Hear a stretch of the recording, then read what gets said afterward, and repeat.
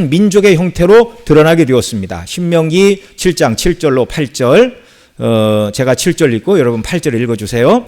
여호와께서 너희를 기뻐하시고 너희를 택하심은 너희가 다른 민족보다 수요가 많기 때문이 아니니라. 너희는 오히려 모든 민족 중에 가장 적으니라. 8절.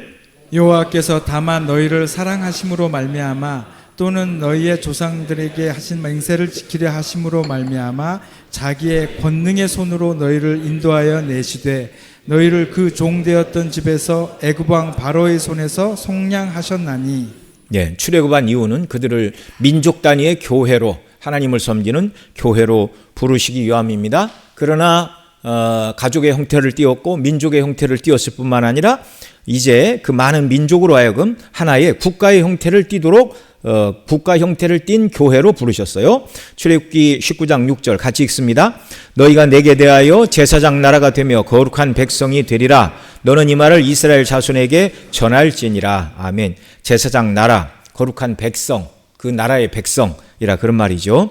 이렇게 하나님께서는 자신의 이름 곧 당신의 임재 영광을 나타내시려고 세우라고 하신 성막과 이후 솔로몬이 건축한 성전 중심의 공동체로 부르신 자들이 바로 구약 교회가 되겠습니다. 자, 이제 오순절 이후에는 교회 형태가 바뀌게 되었는데요. 여러분 나눠드린 프린트물 3페이지 1번으로 먼저 가시기 바랍니다. 한 장 넘겨서 1번. 구약교회는 성전 제사 중심이었다. 여기 보겠습니다. 구약의 성전 제사 제도는 모두가 예수 그리스도를 예표하는 것이었습니다. 눈에 보이는 성전은 참 성전 대신 그리스도의 예표였습니다. 그리고 예수님께서 요한복음 2장 19절에서 다 같이 읽죠. 시작. 예수께서 대답하여 이르시되 너희가 이 성전을 헐라 내가 사흘 동안에 일으키리라라고 말씀하셨는데, 예수님께서 무너진 성전을 사흘 동안 일으키신다는 이 말씀은 요한복음 2장 21절에 말하는 대로 예수님이 일으키신다고 말씀하신 성전은 뭐예요? 예수는 성전된 자기 육체를 가리켜 말씀하신 것이었습니다. 죽은 지 사흘 만에 부활하실 것을 말씀하는 것이었어요. 그렇지 않다면 46년간 헤롯이 수많은 인력과 돈을 들여 건축했던 그 눈에 보이던 헤롯 성전을 다 무너뜨렸는데, 물론 예수님이 하나님이시니까 그분이 말씀으로 천지만물을 지으셨으니까 신적인 능력을 동원하시면 남들이 돌로 다 무너뜨리라 할지라도 말씀으로 사흘까지 걸릴 것도 없어요. 이제 그걸 말씀하시는 게 아니에요.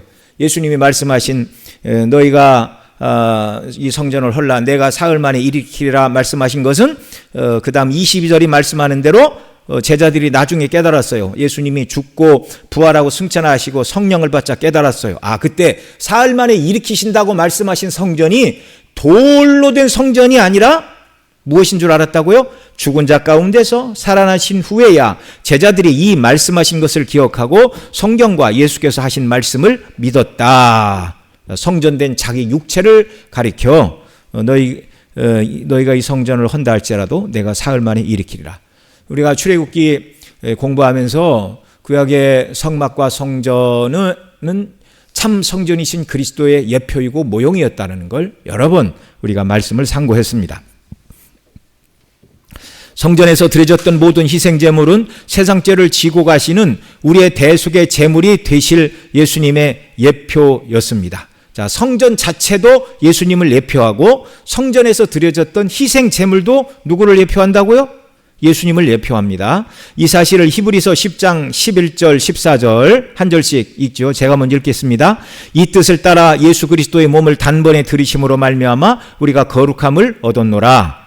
제사장마다 매일 서서 섬기며 자주 같은 제사를 드리되 이 제사는 언제나 죄를 없게 하지 못하거니와 오직 그리스도는 죄를 위하여 한 영원한 제사를 드리시고 하나님 우편에 앉으사 그 후에 자기 원수들을 자기 발등상이 되게 하실 때까지 기다리시나니. 같이 읽습니다. 그가 거룩하게 된 자들을 한 번의 제사로 영원히 온전하게 하셨느니라. 아멘.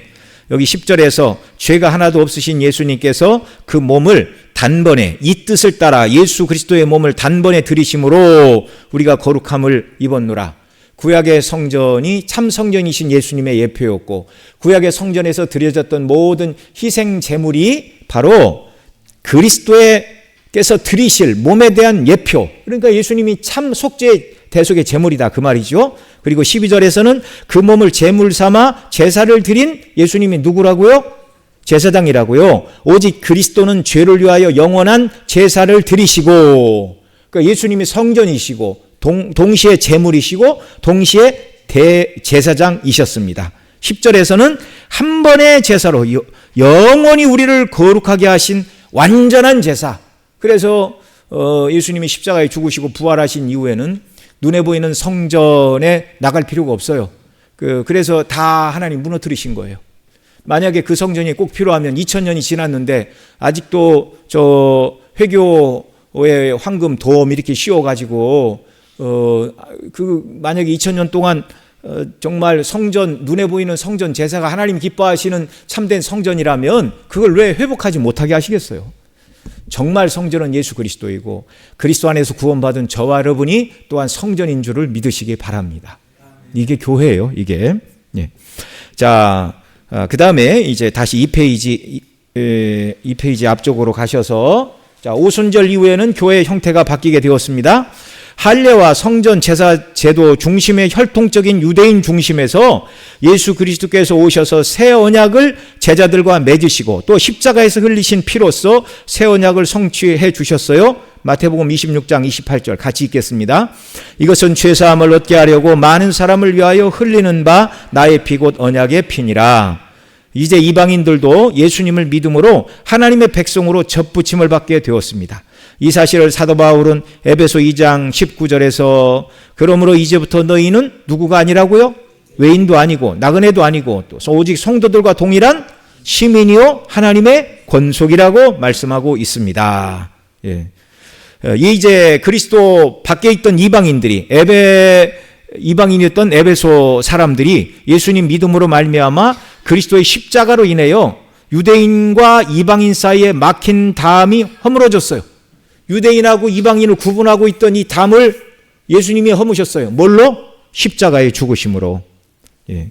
그래서 하나님의 언약 백성, 교회의 일원이 되게 하신 것입니다. 이 사실을 에베소서 2장 11절로 18절에서 이렇게 말하고 있어요. 여기 또 한 절씩 읽습니다. 그러므로 생각하라. 너희는 그때 육체로는 이방인이요 손으로 육체에 행한 할례를 받는 무리라 칭하는 자들로부터 할례를 받지 않은 무리라 칭함을 받은 자들이라. 그때 너희는 그리스도 밖에 있었고 이스라엘 나라 밖에 사람이라. 약속의 언약들에 대하여는 외인이요 세상에서 소망이 없고 하나님도 없는 자이더니 이제는 전에 멀리 있던 너희가 그리스도 예수 안에서 그리스도의 피로 가까워졌느니라. 그는 우리의 화평이신지라. 둘로 하나를 만드사 원수된 것 곧 중간에 막힌 담을 자기 육체로 허시고 법조문으로 된 계명의 율법을 폐하셨으니 이는 이 둘로 자기 안에서 한 세 사람을 지어 화평하게 하시고 또 십자가로 이 둘을 한 몸으로 하나님과 화목하게 하려 하심이라. 원수된 것을 십자가로 소멸하시고 또 오셔서 먼 데 있는 너희에게 평안을 전하시고 가까운 데 있는 자들에게 평안을 전하셨으니 이는 그로 말미암아 우리 둘이 한 성령 안에서 아버지께 나아감을 얻게 하려 하심이라. 그리고 19절로 나아가서 그래서 너희가 외인도 아니고 나그네도 아니고 성도들과 동일한 시민이요 하나님의 권속이라. 그리고 20절에 가서는 성령 안에서 함께 성전으로 지어져 간다 이렇게 말씀을 하고 있습니다.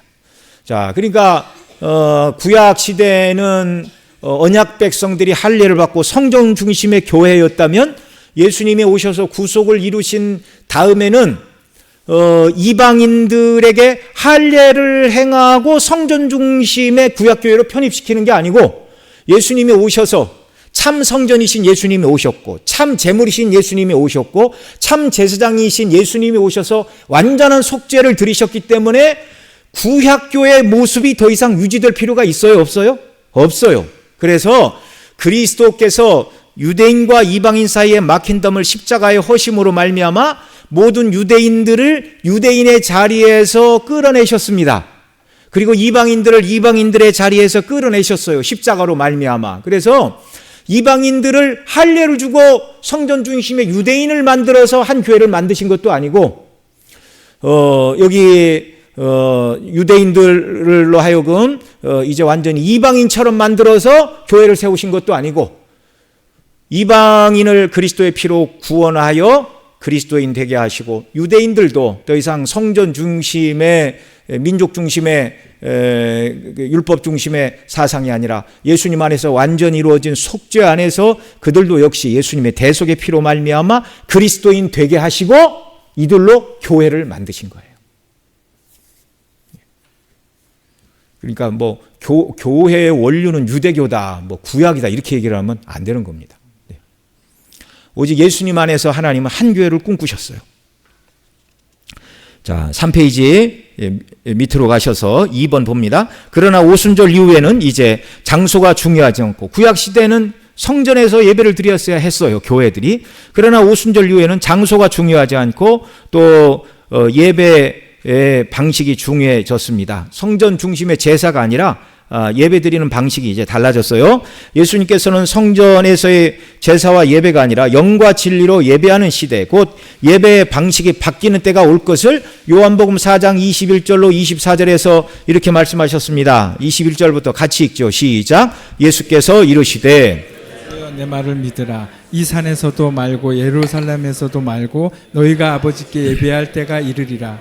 너희는 알지 못하는 것을 예배하고 우리는 아는 것을 예배하노니 이는 구원이 유대인에게서 남이라. 아버지께서 참되게 예배하는 자들은 영과 진리로 예배할 때가 오나니 곧 이때라. 아버지께서는 자기에게 이렇게 예배하는 자들을 찾으시느니라. 하나님은 영이시니 예배하는 자가 영과 진리로 예배할지니라. 아멘. 십자가 이후에 이루실 교회의 모습을 내다보시고 예수님이 부활하시고 승천하시고 성령을 부어주신 이후의 교회의 모습은 성전에 나아가 제물을 잡아 드리는 성전 중심의 제사를 드리는 예배 공동체 교회가 아니라 영과 진리로 예배하는 교회를 예수님이 이루실 것을 말씀해 주신 것입니다. 이제 신약에서는 언약 백성의 공동체인 교회를 하나님의 집, 곧 하나님이 거하시는 성전이라고 부릅니다. 그래서 눈에 보이는 성전이 필요가 없게 된 거예요. 하나님의 집이라는 말은 하나님께서 거하시는 성전이라는 말인데 거처라는 말이에요. 하나님이 거하시니 거룩한 집이라 해서 성전이라고 부르는 겁니다. 더 이상 건물로서 예루살렘 성전이 아니라 예수님을 믿는 성도 개개인, 너희 안에 성령이 계신 하나님이 전인 줄 알지 못하느냐? 골로새서의 사도 바울이 분명히 가르치죠. 성도 개인이 성전일 뿐만 아니라 성도들이 모여있는 공동체 가운데, 너희 가운데, among you, 예수님께서 하나님 나라가 너희 가운데, among you, 그러니까 예수 그리스도를 구주로 고백하는 성도들 가운데 하나님 나라가 임하고, 그것이 교회라는 말입니다. 자, 그들 모임 교회가 하나님 거하시는 집이 되었다는 말이죠. 그래서 사도 바울은 에베소서 2장 20절로 22절에서 여기도 같이 읽죠.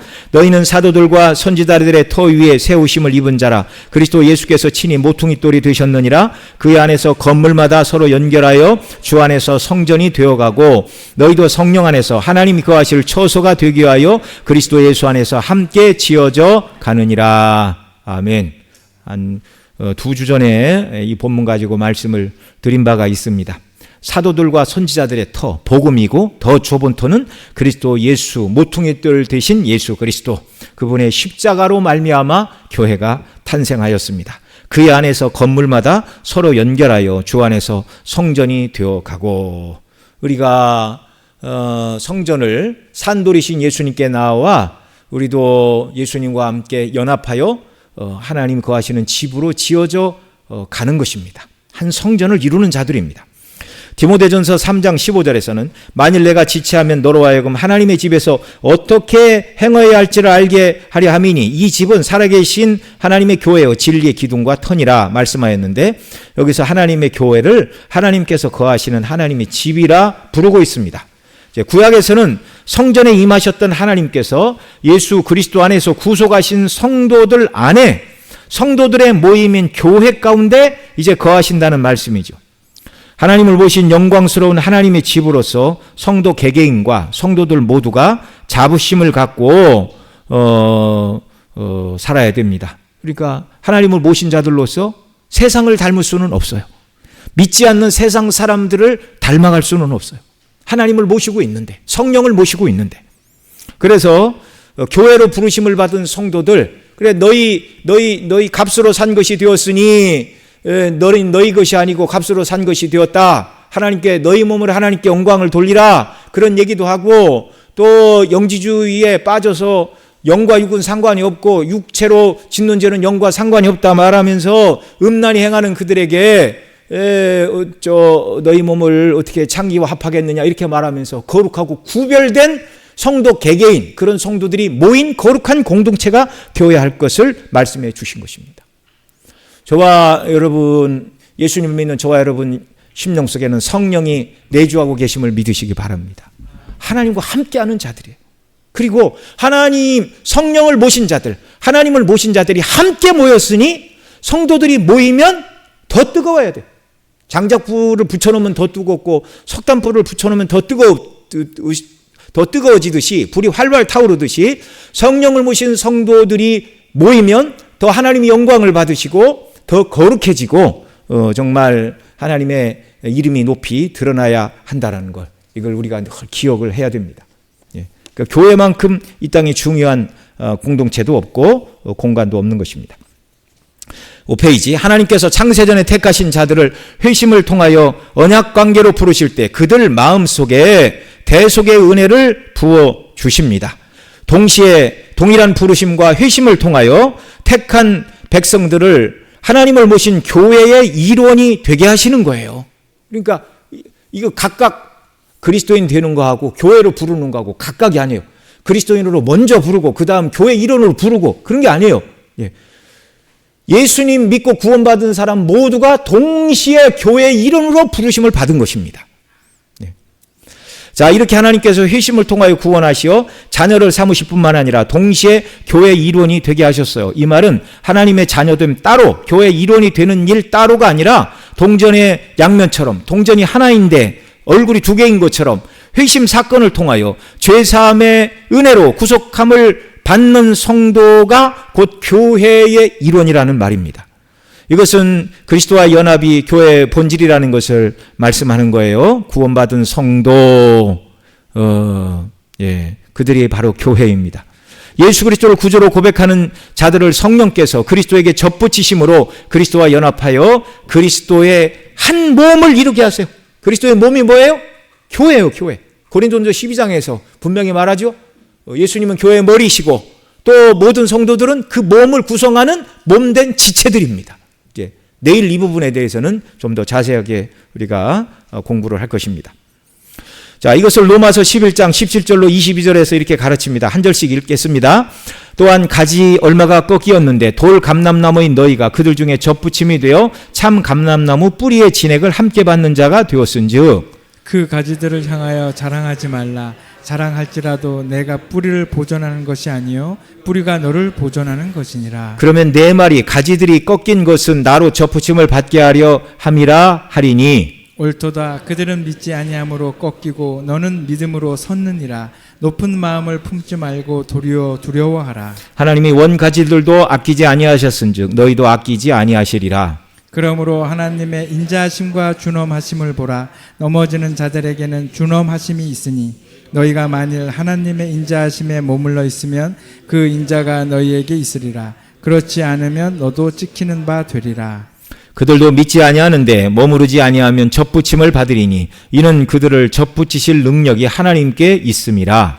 내가 원 돌 감람나무에서 찍힘을 받고 본성을 거슬러 좋은 감람나무에 접붙임을 받았으니 원 가지인 이 사람들이야 얼마나 더 자기 감람나무에 접붙이심을 받으랴. 아멘.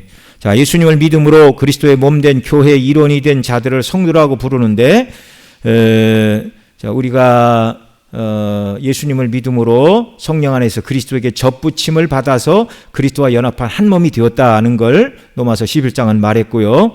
자, 그 다음에 믿음으로 그리스도의 몸된 교회 일원이 된 자들을 성도라고 부르는데 사도 바울은 고린도전서 1장 2절로 3절에서 이렇게 말했어요. 같이 읽겠습니다. 고린도에 있는 하나님의 교회 곧 그리스도 예수 안에서 거룩하여지고 성도라 부르심을 받는 자들과 또 각처에서 우리 주 곧 그들과 우리의 주 되신 예수 그리스도의 이름을 부르는 모든 자들에게 하나님 우리 아버지와 주 예수 그리스도로부터 은혜와 평강이 있기를 원하노라. 아멘. 자, 여기서 사도 바울은 구원함을 받은 자들, 예수님의 피로 구원함을 받은 자들을 뭐라고 불러요? 교회라고 불러요. 하나님의 교회. 하나님의 교회. 그 다음 또 성도라고 불러요. 거룩한 무리들. 거룩한 무리가 곧 교회입니다. 네. 자, 고린도에 있는 하나님의 교회. 하나님의 교회가 누구라고요? 예수님의 피로 구속함을 받은 자들. 여기서 사도는 그리스도 예수 안에서 거룩하여지고 성도라 부르심을 받은 자들이 바로 하나님의 교회라 이렇게 말하고 있습니다.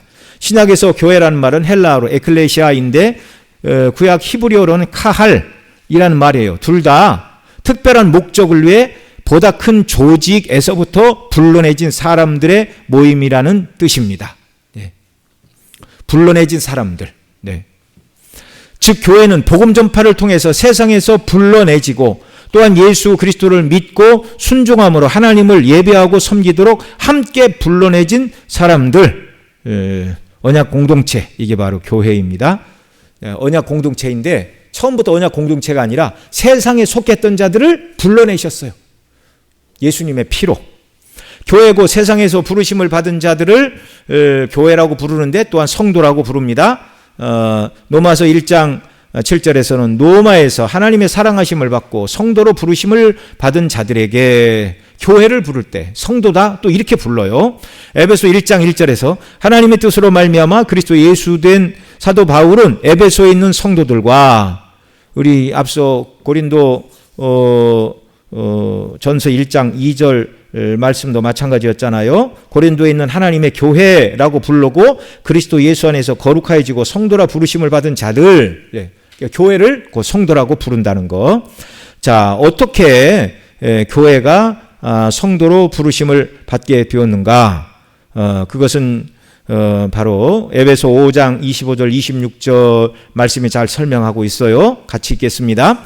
남편들아 아내 사랑하기를 그리스도께서 교회를 사랑하시고 그 교회를 위하여 자신을 주심같이 하라. 이는 곧 물로 씻어 말씀으로 깨끗하게 하시고 거룩하게 하시고 말씀으로 깨끗하게 하사 거룩하게 하시고 교회 구성원 성도 거룩한 무리라고 부르는 것은 그들 모두가 그리스도의 피로 죄 사함을 받은 자들이기 때문입니다. 그러니까 교회는 무엇인가? 세상에서 불러냄을 받았어요. 예수 그리스도의 피로 죄 씻음을 받고 그래서 그 교회를 또한 뭐라고 부른다고요? 성도라고 부른다고요. 거룩한 무리라고 부른다고요. 예수님을 믿을 때 결정적인 성화가 이루어집니다. 웨스트민스터 조직신학 교수였던 존 머레이는 성화를 예수님을 믿을 때 단번에 주어지는 결정적 성화와 그리스도인들이 계속해서 그리스도를 닮아야 되는 점진적 성화로 구분을 했어요. 그 근거로 로마서 6장 2절에서 그럴 수 없느니라 죄에 대하여 죽은 우리가 어찌 그 가운데 살리오라고 하시는 말씀이 그리스도인들이 죄에 대하여 원리적으로 죽었기 때문에 더 이상 죄 가운데 살아갈 수 없는 존재가 되었다고 말해요. 이걸 이제 존 머레이는 결정적인 성화라고 말합니다. 또 요한복음 3장 6절 9절 그리고 요한일서 5장 18절에서 이렇게 말합니다. 자, 같이 읽죠. 그 안에 거하는 자마다 범죄하지 아니하나니 범죄하는 자는 그를 보지도 못하였고 그를 알지도 못하였느니라. 9절 하나님께로부터 난 자마다 죄를 짓지 아니하나니 이는 하나님의 씨가 그 속에 거함이요 그도 범죄하지 못하는 것은 하나님께로부터 났음이라. 5장 18절 하나님께로부터 난 자는 다 범죄하지 아니하는 줄을 우리가 아노라. 자, 이 말씀들에서 하나님께로서 난 자마다 죄를 짓지 아니하고 또 하나님께로부터 난 자는 다 범죄하지 않는다라는 이 말씀은 성도가 이 땅에서 죄를 범하지 않는 완전한 상태에 이룰 수 있다는 완전 성화를 말하는 것이 아니라 예수 그리스도의 죽음과 부활이 예수님과 연합된 성도의 성화의 삶에 영향을 미치는 것을 죄에 대한 죽음이라는 결정적 성화로 설명하는 구절의 예로 들고 있습니다. 예수님을 구주로 믿어 그리스도 합하여 세례를 받음으로 죄에 대하여 죽은 자들이라고 로마서 6장 2절에서 4절에서 말하고 있어요. 자, 예수님과 합하여 세례를 받아 죄에 대하여 죽고 예수님과 합하여 그리스도의 부활과 합하여 하나님에 대하여 산 자가 되었다. 그러니까 처음 예수님 믿을 때 죄사함 받은 그 상태가 일정 부분 우리를 의롭다 칭하시면서 더 이상 믿지 않을 대로 돌아갈 수 없는 결정적인 성화의 은혜를 주셨다는 거예요. 그러나 그 성화가 완전한 성화는 아닙니다.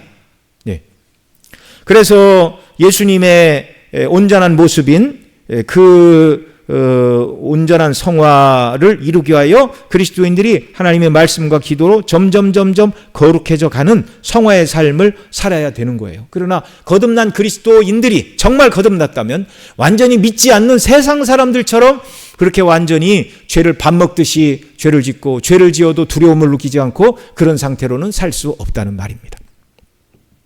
자, 사도 바울이 에베소 5장 25절에서 그리스도께서 교회를 사랑하시고라고 할 때 그 교회라는 단어를요, 명사, 목적격, 여성, 단수용으로 칭하고 있어요. 사도가 교회를 단수용으로 칭하는 것은 교회가 공동체적인 일체성을 강조하기 위함입니다.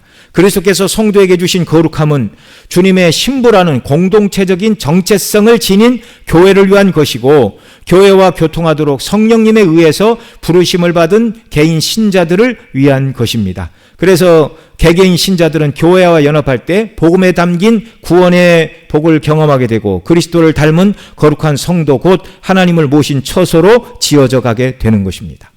그러니까 혼자 집에서 성경 읽고 혼자 예배하고 그것이 나쁜 것은 아니나 그러나 교회로 연합해서 말씀을 듣고 교제하고 이렇게 할 때 서로가 그리스도를 닮아가는 그런 놀라운 은혜를 교회를 통하여 하나님 베풀어 주신다는 말씀입니다. 자, 그래서 교회와 관련 없는 그리스도인은 없습니다. 오늘날 어떤 그리스도인들은 자신은 그리스도와 관계를 맺고는 있으나 교회와는 관련이 없다. 이렇게 이 말이 맞는 말이에요? 틀린 말이에요? 이거 틀린 말이에요. 틀린 말이에요. 어떤 사람은 그래요. 자기는 예수님을 믿지만 교회 가면 여러 사람들, 아직 성화되지 않는 사람들과 섞여 사는 것이 불편해서 자기는 교회 안 나간다. 가더라도 예배만 드리고 얼른 집에 간다. 이게 온당합니까? 온당하지 못합니까? 온당하지 못한 거예요. 온당하지 못한 거예요. 연약한 성도들끼리 함께 모여 교제하며 서로 연약과 허물을 위해서 기도해주고 저 사람의 모습을 보고 나도 다른 사람에게 그럴 때가 많았는데 나도 연약한 모습이구나. 나도 성화가 안 되었구나. 이걸 서로가 깨닫고 그리스도를 바라보고 성화의 길을 함께 가야 되는 거예요. 이해가 되시죠? 그러니까 집에서 성경 읽고 예배하고 또 이 코로나 때문에 또 신조어가 생겼죠. 온라인 예배. 이 교회 저 교회 자기 마음에 들고 예와 또 즐겁게 하고 그런 교회 쇼핑하듯이 찾아다니면서 말씀 듣고 확 머리를 키웠어요. 이 사람이 예수님을 온전히 닮은 사람일까요? 그렇지 않습니다. 여러분 좀 미안한 얘기지만 천주교 그 신부님들하고 개신교 목사님들 중에 누가 성화가 더 많이 될까요? 그 애들하고 또 세상에서 한번 벗겨봐야죠. 한번 벗겨봐야 인생이 무엇인가를 알게 되고 정말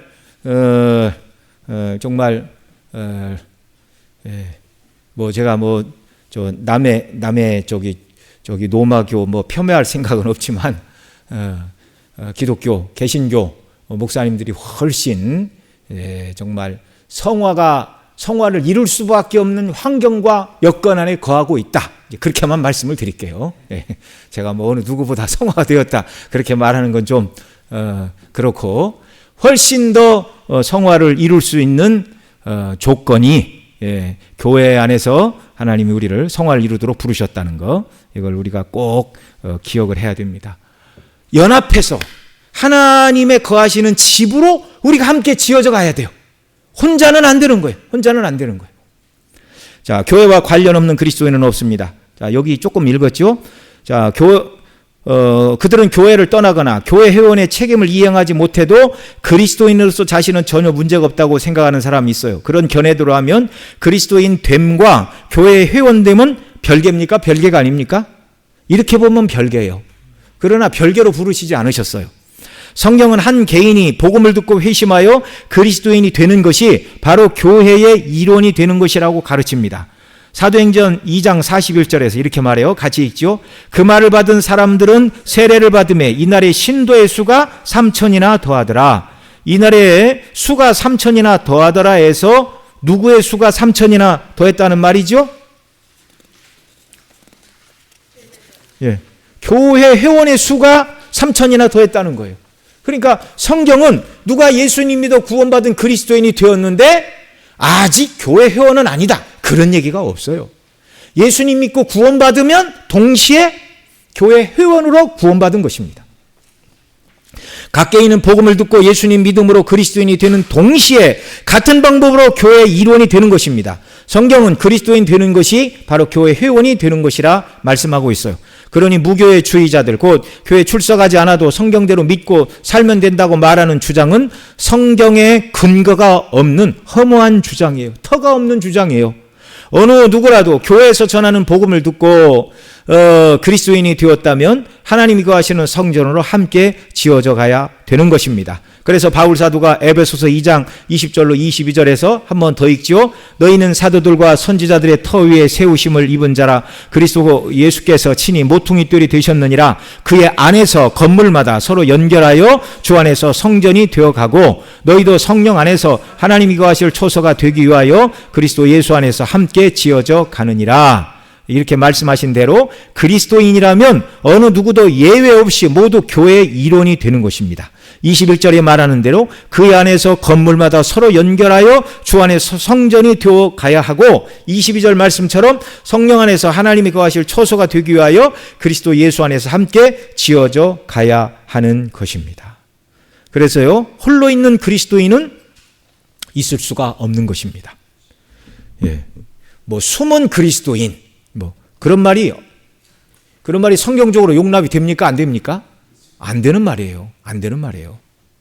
그리스도인이 된다는 것은 복음을 듣고 예수님 믿고 영접한다는 것 이상의 더 많은 것, 곧 복음의 부르심에 부응하는 불러내짐이라는 결정적인 행동을 포함합니다. 앞서 교회 헬라어로 에클레시아, 구약의 칼이라는 것이 큰 모임에서 불러내진 자들이라고 말씀을 드렸죠. 예, 나와야 돼요. 불러내진 자들이에요. 그리스도인들은 이 방식으로 교회에 나와 세례를 받습니다. 그 결과 교회와 한 몸인 회원으로 간주되며 세례를 받지 않으면 한 몸으로 간주가 되지 않아요. 그리스도의 몸의 지체로 받아들여지는 예식이 뭐라고요? 세례. 유아세례 받은 사람들은 입교. 예. 이게 한 몸인 그리스도의 몸의 지체로 받아들여지는 의식이에요. 그러니까 뭐 세례가 무슨 의미가 있느냐? 물론 여러분 물세례 받지 않아도 정말 예수님 믿으면 그 사람의 구원받는 데는 아무 문제가 없어요. 그러나 구원받고 예수님 닮아가야 되고 하나님을 섬기기 위해서는 반드시 교회에 소속돼야 돼요. 예수님 믿음으로 거듭남과 동시에 교회의 일원이 되게 하셨어요.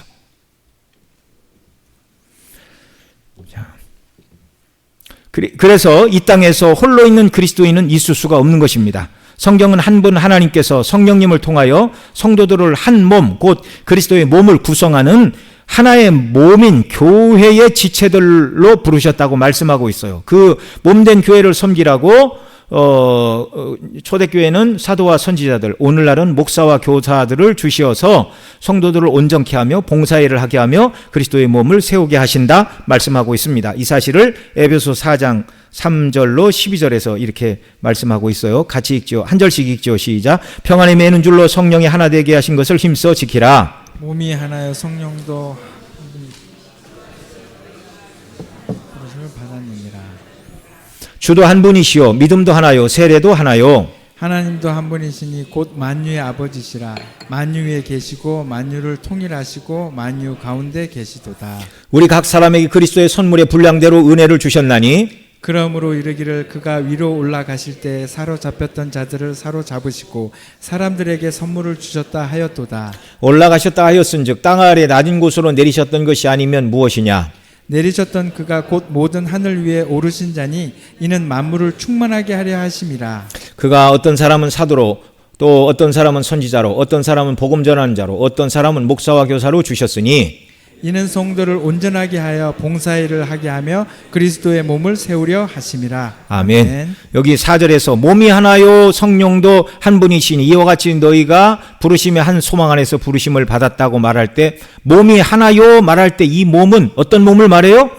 주님의 몸된 교회를 말해요. 불러내심을 받은 언약 공동체인 교회는 하나의 몸이라는 거예요. 그 몸의 머리는 누구시라고요?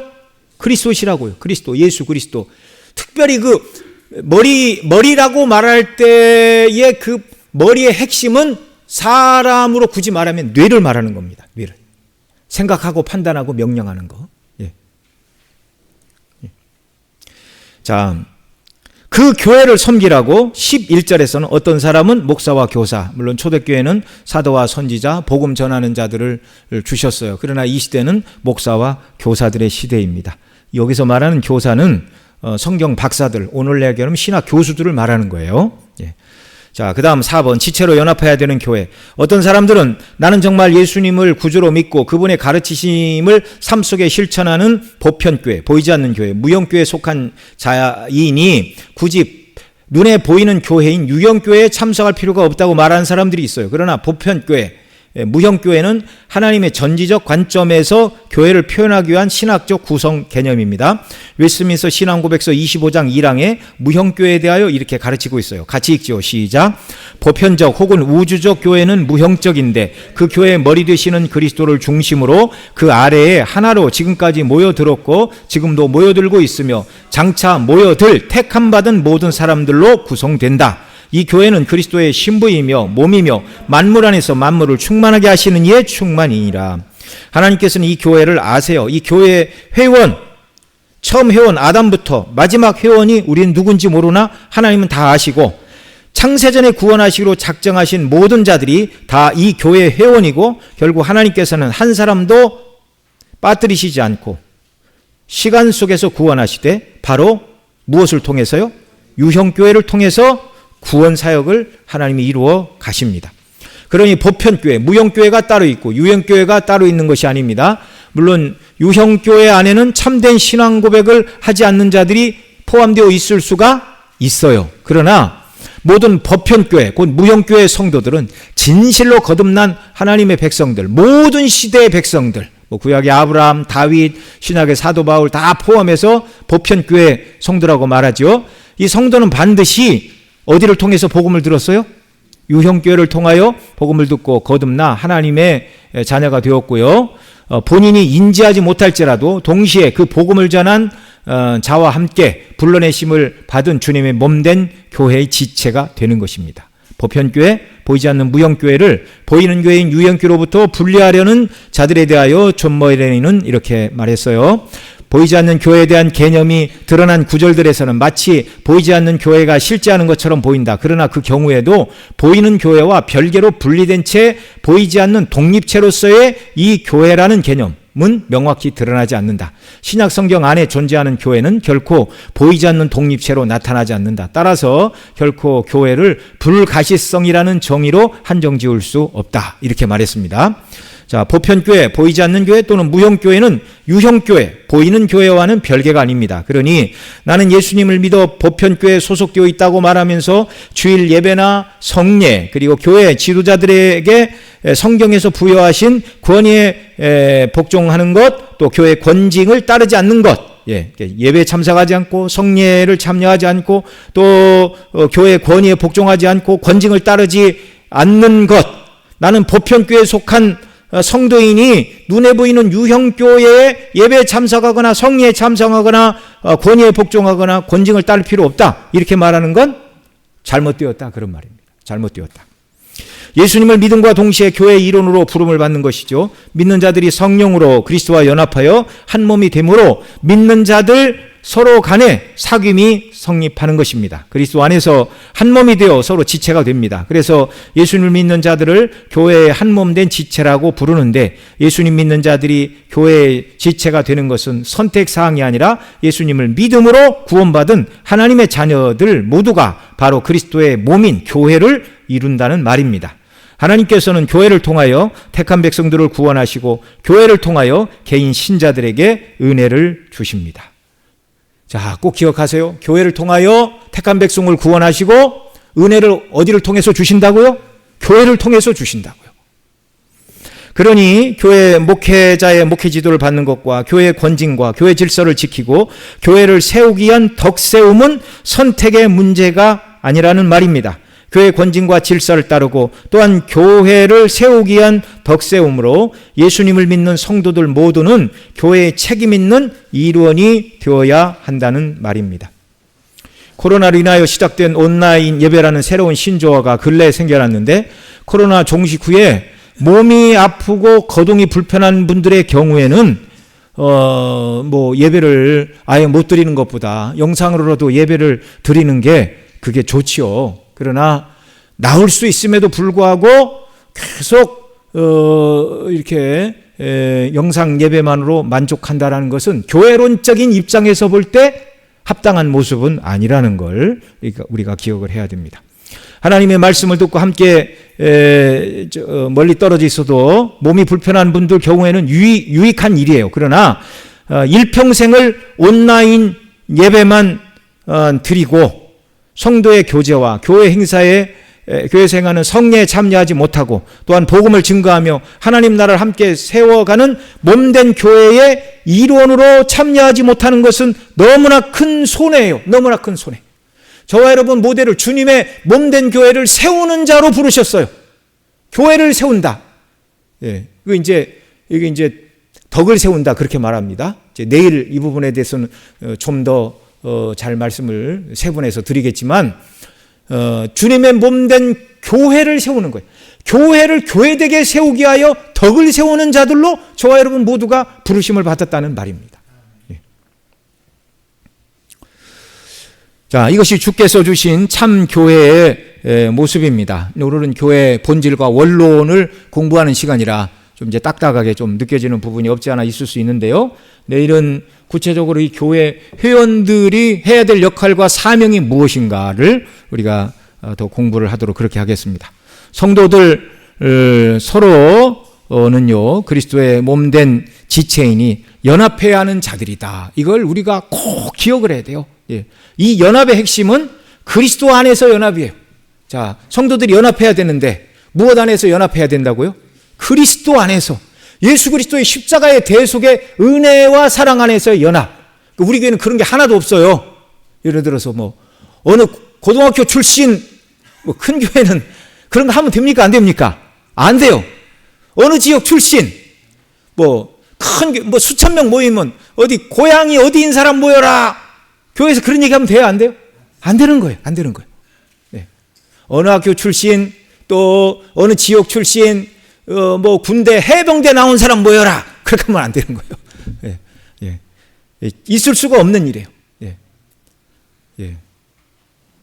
그러니까 어떤 교회는 이렇게 축구 선교회 만들어서 막 이렇게 그틈끼리만 끈적끈적하게 막 뭉치고 그러는데 주님을 사랑하는 건지 축구를 사랑하는 건지 이거 구분을 잘 해야 되는 겁니다. 예. 자, 교회 성도들의 연합은 누구를 중심으로 한 연합이라고요?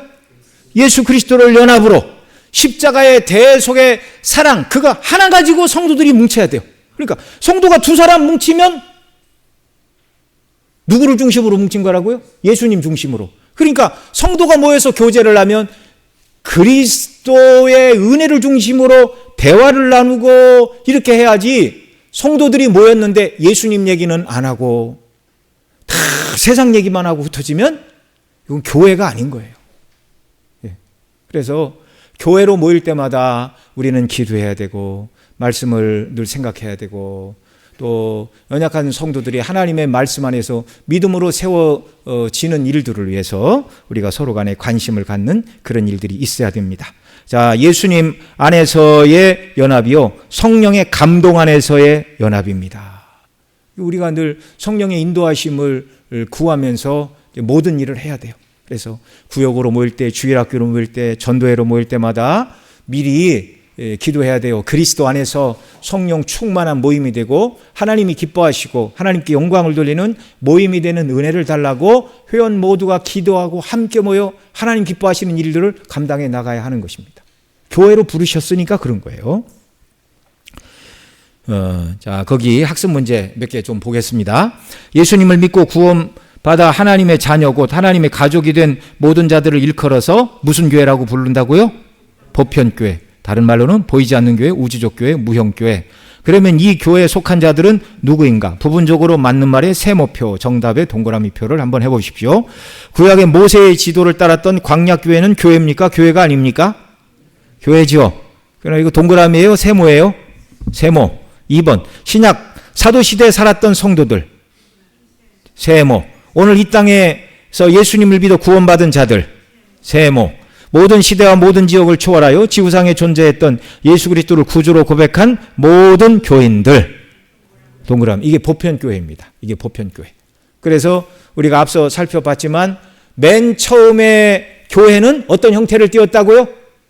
가족의 형태. 그 다음에는 민족의 형태, 국가의 형태를 띄었는데 그것이 이제 눈에 보이는 성전 중심의 예배와 제사 중심의 공동체가 구약교회였고 이제 예수님이 오셔서 구약을 다 성취하셨어요.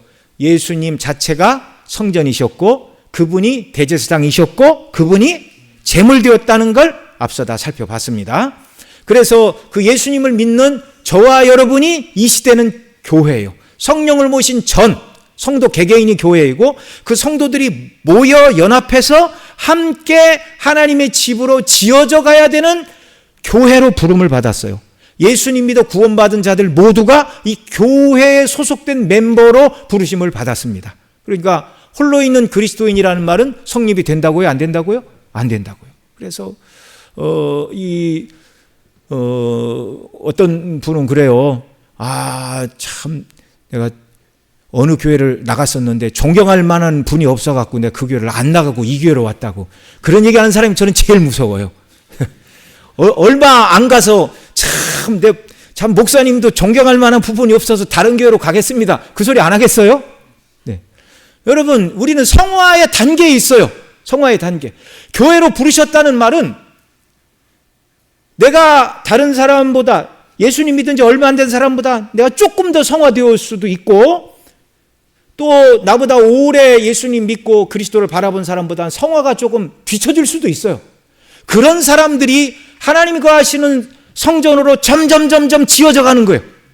다른 말로 지어져 간다라는 말을 다른 말로 바꾸면 점점 성화되어 간다는 말인 줄로 이해를 하시기 바랍니다. 예. 점점 예수님을 닮아가는 자들. 예.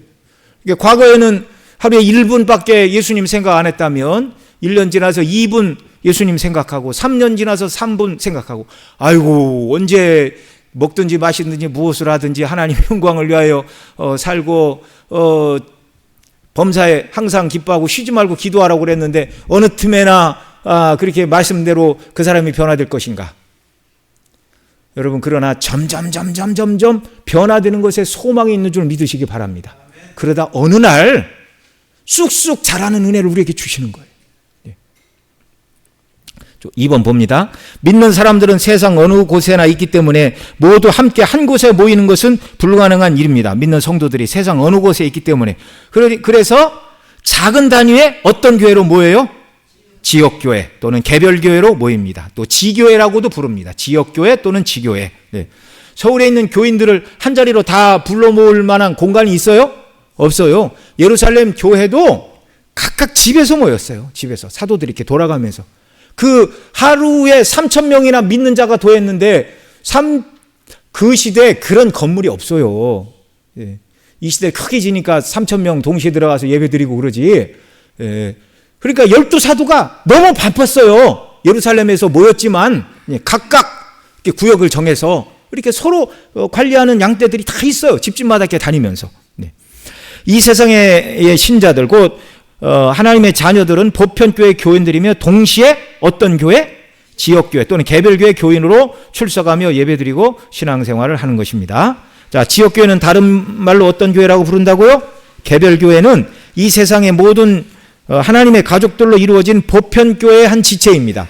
육신의 가족들이 가족으로서 유익과 책임을 서로 나누는 것처럼 하나님의 가족들도 하나님의 가족의 일원으로서 유익과 책임을 서로 나누어야 하는 것입니다. 자, 우리는 지역교회 또는 어떤 교회? 개별교회의 구성원으로서 누구와 유익과 책임을 함께 나누어야 하는가? 부분적으로 맞는 것의 세모표, 정답의 동그라미를 한번 해보십시오. 목사님과 장로님들과만 교제와 유익과 책임을 나눈다. 맞습니까? 틀립니까? 틀린 건 아니에요. 부분적으로 맞아요. 부분적으로. 네. 두 번째, 배울 것이 있고 나보다 성숙한 분들과만 교제를 나눈다. 맞아요? 틀려요? 부분적으로 맞지요. 누구와 교제를 나눠야 돼요? 모든 교인들과, 모든 교우들과. 이 말은 뭐예요? 먼저 믿음이 자라고 성숙한 사람이 연약한 사람을 찾아가야 된다는 말이에요. 네. 찾아가야 된다는 말이에요. 그래서 함께 힘을 주고 말씀으로 교제해서 한 몸으로 지어져 가야 돼요. 한 교회로 자라나야 돼요. 그게 뭐라고 그랬어요? 성화. 예수님 닮아가는 모습.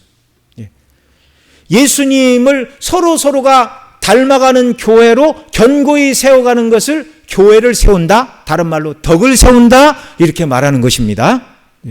내일도 말씀을 드리겠지만 여러분 예를 들어서 어느 회의에서 회의를 하다가 그 회장님이 회의 순서가 조금 잘못됐어요. 그러면 이 잘못된 걸 지적하는 건 누구나 잘합니까? 잘 못합니까? 잘하죠. 근데 그걸 막 그 회의 진행도 똑바로 못한다고 제가 오늘 노회 참석하고 왔어요. 노회 참석하고 왔는데 그래도 우리 노회는 어르신들이 이렇게 지금 노회장이 저하고 신대원 동기인데 나이는 한 3살 어립니다. 예. 잘 모르죠. 그러니까 뭐 어떻게 몰라요. 그럼 이제 그 옛날 이제 분위기가 안 좋을 때는 그냥 막 손들고 노회장 손들고 뭐 절차가 틀렸다느니 막 이렇게 큰 소리 치고 항의하는 분들이 더러 있었어요. 근데 우리 교회가 분위기가 좋아서 그런 분이 없습니다. 회장님 이렇게 하셔야 됩니다. 이렇게 얘기를 하는 거예요. 이게 뭐라고요? 이게 덕세움이라고요. 덕세움. 예, 얼굴을 붉히고 큰 소리를 하나 웃으면서 잘 가르쳐주나? 어차피 회의는 진행이 되지만 모든 사람으로 하여금 마음이 다치게 하고 분위기가 냉랭하게 하고 여러분 한 사람이 큰 소리 내기 시작하면요 다 긴장을 해요. 다른 사람들이. 예. 그리고 절대 그리스도의 몸된 교회에 유익이 없다는 걸 알아야 됩니다. 교회도 교회이고 노회도 교회이고 총회도 교회예요. 총회도 교회. 예. 이런 일들. 예. 그래서 저 노회 얘기가 나와서 잠깐 말씀을 드리는데 제가 그렇게 능력도 없는데 노회에서 이 일 저 일 하라고 직책을 3가지나 맡겨놨어요. 네. 재판국 국원, 또 교직자회 서기, 그리고 전도부 부장을 맡겨놨는데 이게 이런 거 안 하고 교회를 할 때도 참 힘이 부족하고 능력이 없어서 그저 제가 늘 교회만 지키고 있지 어디 안 갔잖아요. 근데 그 자꾸 맡아달라고 부탁을 하는데 제가 뭐 감투에 욕심이 없는 사람입니다. 그런데 이거 누군가는 해야 될 일이에요. 노회도 교회이고. 예. 내가 안 하면 한두 사람이 맡아서 자기 교회 일 아무것도 못하고 심지어 어떤 분은 그 재판국 국장 하시던 분은 몸의 면역력이 다 떨어져 가지고 의사가 아무것도 하지 말고 3개월 쉬라고 진단을 내렸어요. 예. 한두 사람한테 그렇게 막 업무가 가중이 되어가지고 그냥 탈진이 오고 번아웃이 오고 스트레스를 받아서 목회를 못할 정도가 되고 그러면 안 되잖아요. 네, 뭐 저는 이제 그 정도는 아니지만 가능하면 제가 이제 그런 일 안 맡으려고 어떻게 하면 노예를 안 갈까 지금 연구 중에 있는데 맡겨진 일을 탈나지 않고 잘 감당할 수 있도록 여러분 위해서 기도해 주시기 바랍니다. 네. 그러니까 한편으로는 너무 막 서로 안 하려고 그러니까 일을 한두 사람한테 막 일이 이렇게 맡겨져서 있으니까 너무 고통을 당하는 것이 또 너무 안타까워요. 네. 교회로서 노회도 교회인데. 예. 예. 하여튼 그렇습니다. 자, 그 다음에 4번 지역교회 교인으로서 여러분이 누리게 되는 유익들은 아래와 같습니다. 1번 다른 교인들과의 교제. 여러분 이렇게 마음이 낙담이 오고 시험이 들고 그럴 때 혼자 그런 생각하고 계속하지 마시고 우리 장로님들 찾아가시고 목회자 찾아오시고 구역장님 찾아가시고 권사님들 찾아가시고 제가 요즘 이런 문제로 너무 힘들어요. 그럼 저도 과거에 그런 문제 때문에 많이 힘들고 고생을 해봤습니다. 동병상련의 마음을 가지고 위로해주고 함께 기도해주고 그러다 보면 서로가 힘이 나는 거예요. 힘이 나는 거예요. 그래서 여러분 우리가 신앙생활하면서 혼자 버려진 존재가 아니라 우리를 도울 자들을 주님이 옆에 주셨습니다. 이거 꼭 기억하시고 성도의 교제 가운데 정말 모두가 더 힘을 얻는 귀한 역사가 넘쳐나기를 바랍니다. 그 다음 세례와 성찬에 참여하는 은혜를 주었어요. 이 세례와 성찬을 묶어서 뭐라고 부릅니까?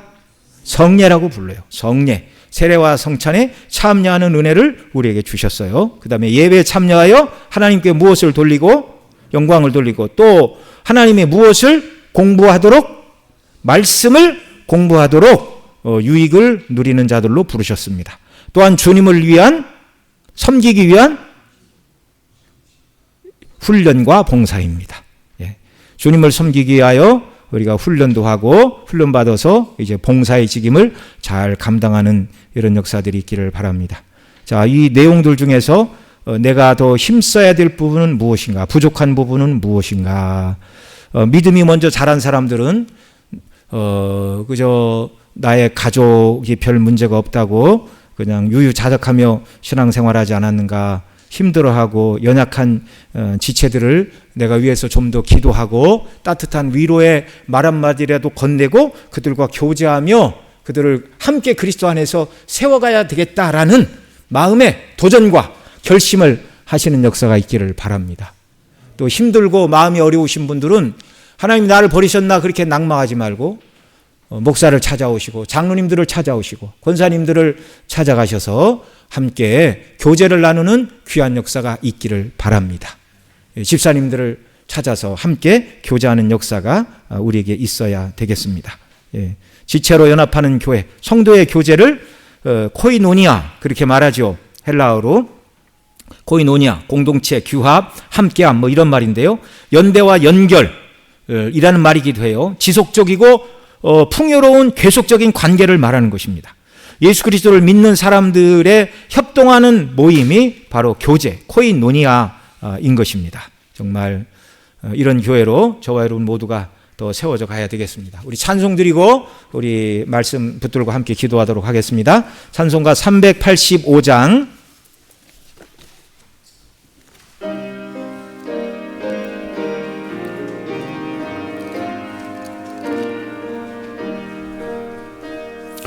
못 박혀 죽으신 하나님 어린 양 믿습니다. 죄속함 받고서 이 몸과 마음 들여 간절히 빌 때에 들으소서. 풍성한 은혜로 약한 맘 도우사 열심 주고 날 대속했으니 주 사랑하는 마음 불같이 뜨겁게 하옵소서. 이 세상 어두워 길 찾지 못하니 인도하사 내 슬픈 눈물을 다 씻어 주시고 그 밝은 빛으로 이끄소서.